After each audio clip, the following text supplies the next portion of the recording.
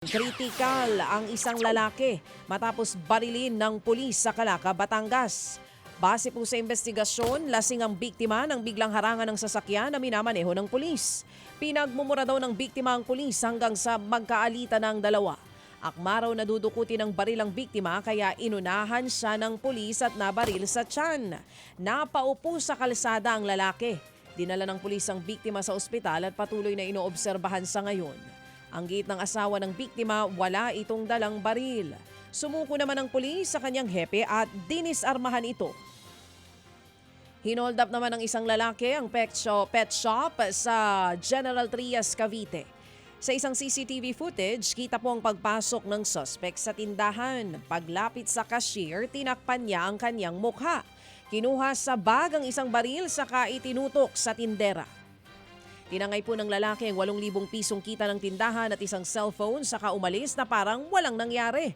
Rumesponde ang General Trias Police pero nakatakas na po ang holdupper. Yun lang, late na naman ang mga pulis. Napag-alamang may kasabwat na kawatan na isang rider. Tinutugis na po sila ng mga pulis.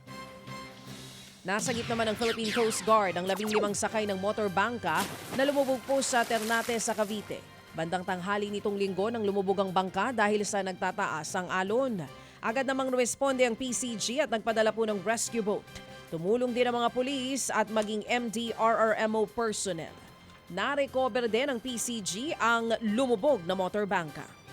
Mga kapatid, brothers and sisters, saan ka pa? Dito na tayo sa totoo. Dito na tayo sa True FM. Mga kapatid, mag-subscribe and follow po kayo sa social media accounts ng True Network PH. Yan po kami, hanapin nyo lang True Network PH, Facebook, Instagram, YouTube, TikTok, and podcast.